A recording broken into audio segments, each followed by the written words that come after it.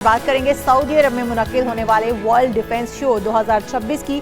पाक फ़ज़ाइया की पुरवकार और भरपूर शिरकत ने आलमी और दिफाई माहिरीन की तवज्जो अपनी जानिब मबजूल करा ली है।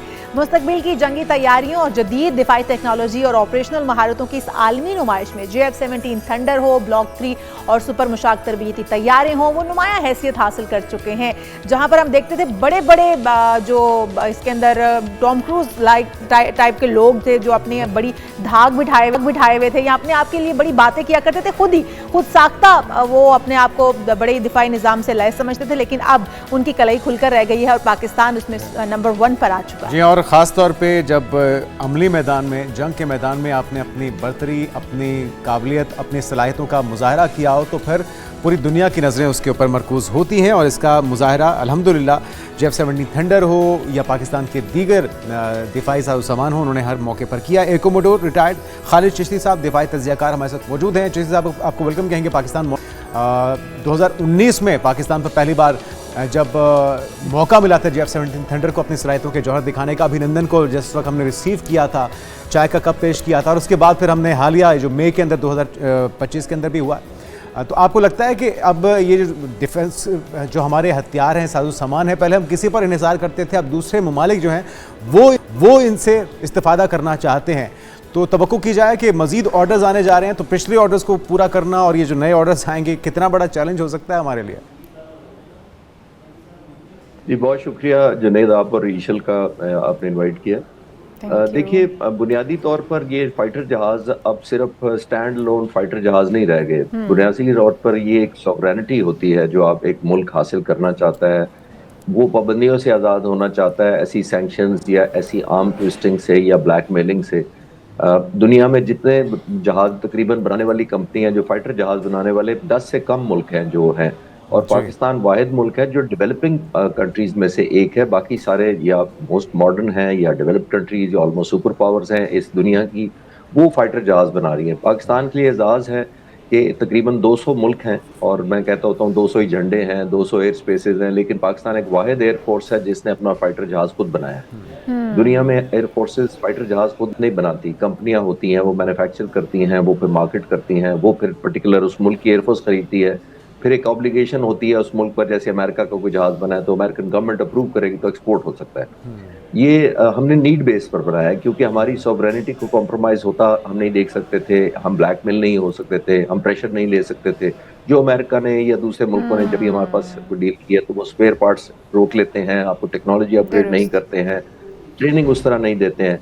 तो अब जिन मुल्कों ने भी हमसे रब्ता किया है, और ये बहुत जबरदस्त सऊदी अरब का बहुत बड़ा वर्ल्ड डिफेंस प्लेटफॉर्म है, ये एक एक्नॉलेजमेंट भी होता है कि आपका जहाज वर्दी है इसमें ना सिर्फ पार्टिसिपेट करने के लिए बल्कि वहाँ जो शोकेस होता है थ्रू फिजिकल एरोबैटिक्स वगैरह, तो ये बहुत नाम पैदा हुआ अल्हम्दुलिल्लाह। ये बहुत खुशाइंद बात है पाकिस्तान। और जिस तरह से F-16 है, हम उसको जंगों में इस्तेमाल नहीं कर सकते हैं, हमारे ऊपर ये भी पाबंदी आयद की गई जब हमने ये हासिल किया।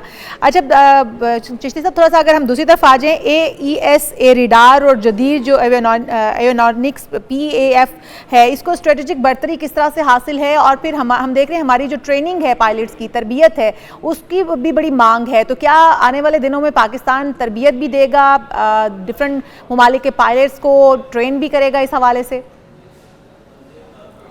जी ईशल, आपके इजाज़त दें तो आपके इत्मीनान और आपके व्यूअर्स की खुशी के लिए मैं बताता चलूं कि हमारे F-16 के इस्तेमाल पर किसी भी मुल्क के खिलाफ इस्तेमाल करने पर कोई पाबंदी नहीं है। पहली बात तो ये मिसपरसेप्शन क्रिएट की गई है कि हमने कोई एग्रीमेंट किया है कि हम हिंदुस्तान के खिलाफ इस्तेमाल नहीं करेंगे, तो हमने कोई क्या पीस टाइम के जहाज तो नहीं है। पहली बात तो ये क्लियर करें। और जंग हमारी किससे मोस्ट लाइकली है? भारत से। तो ये इत्मीनान रखें कि ये जहाज हमारे F-16 हो या कोई भी हो, कोई हमारी एग्रीमेंट नहीं है, कोई बाइंडिंग नहीं है। पहली बात तो ये जो वो आप कह रही थी कि ये डेवलप होगा और हमारे जो डिपेंडेंसी हमारी कम होगी, ये देखिए हमारे पास सबसे बड़ा इटसेल्फ जो ब्लॉक 3 जिसका आप जिक्र कर रही हैं, ये इटसेल्फ गवाह है कि हमने खुद इसको अपग्रेड किया है। ब्लॉक 3 का मतलब ये है कि पहले प्रोटोटाइप आया था ओरिजिनल जहाज, उसके बाद ब्लॉक 1, ब्लॉक 2, ब्लॉक 3।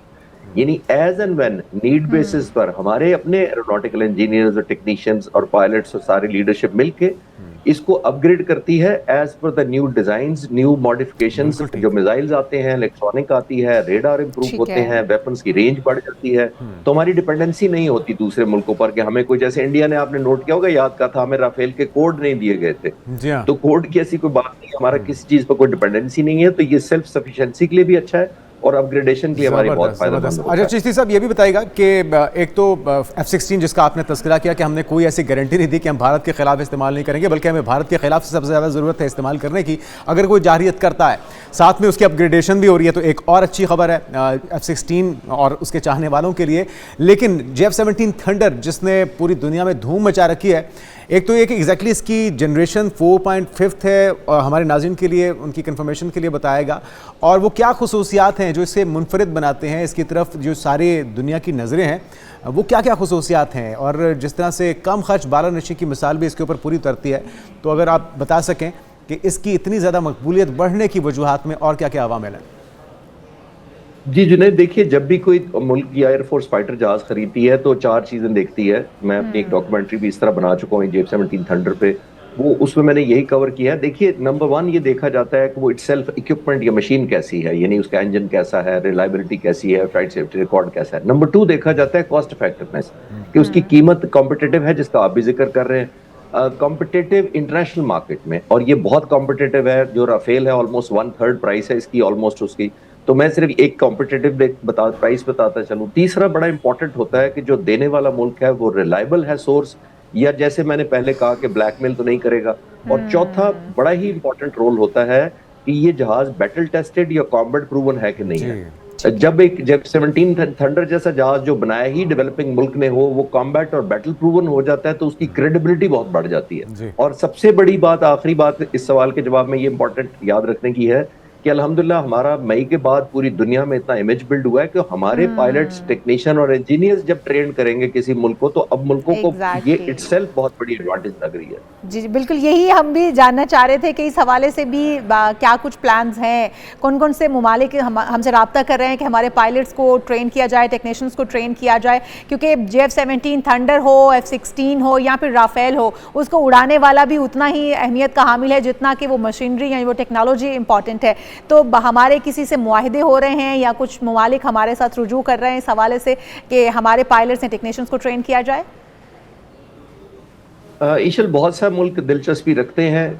कुछ मुल्क हम बता सकी है पाक फिजाइया और कॉन्फिडेंशियलिटी की वजह से, बिकॉज मुल्कों पर प्रेशर आ जाता है पाकिस्तान जैसे एंगेज करने के, लेकिन एंगेज बहुत मुल्कों से हम हैं। कईयों का जिक्र कर चुके हैं, बांग्लादेश है, सूडान है और अजरबैजान, और इनको तो कुछ मुल्कों को तो हम दे भी चुके हैं। एक डाटा आपको बताऊंगा तो शायद आप बेहतर समझ पाएंगे। जो मेरी जो गुजारिश है वो ये है कि पिछले तकरीबन 3 महीनों में मैंने कंफर्म किया कि पाक फिजाइया के जो सरबराह हैं उन्होंने तकरीबन 15 मुल्कों के एयरफोर्स चीफ से मुलाकात की है मुख्तलिफ मौकों पर। तो ये अनयूजुअल है, अनप्रेसिडेंटेड है कि पूरी दुनिया में 15 एयरफोर्सेस के सरबराह और बहुत सारे और लीडर्स जो डिफेंस मिनिस्टर वो होते हैं जो कॉल ऑन करें या पाक फिजाइया के सरबराह से मिलना चाहते हो। बुनियादी तौर पर 2 ही दिलचस्पियां हैं उनकी, एक JF-17 थंडर है और दूसरी ट्रेनिंग है। क्योंकि हर मुल्क ये जानना चाहता है कि इतनी बड़ी एयरफोर्स के साथ, जिसका हमारे से 10 गुना तकरीबन बजट ज्यादा है, रात को 12:30 बजे उन्होंने हमारे खिलाफ ऑफेंस लॉन्च किया। हमने एक डिफेंसिव मिशन को ऑफेंसिव में कन्वर्ट करके उनके साथ जहाज लैंड नहीं करने दिए। तो पूरी दुनिया जानना चाहती है कि ये टैक्टिक्स क्या थे, ये ट्रेनिंग क्या थी, मेथोडोलॉजी क्या थी, किल चेन पिक्चर क्या थी, मल्टी डोमेन ऑपरेशन किसको कहते हैं आप। तो अल्हम्दुलिल्लाह सिर्फ अब हार्डवेयर नहीं हम कर रहे हैं, हम कंसेप्चुअल और जो एकेडमिक ट्रेनिंग भी वो भी इम्पार्ट करेंगे इंशाल्लाह बहुत से मुल्क।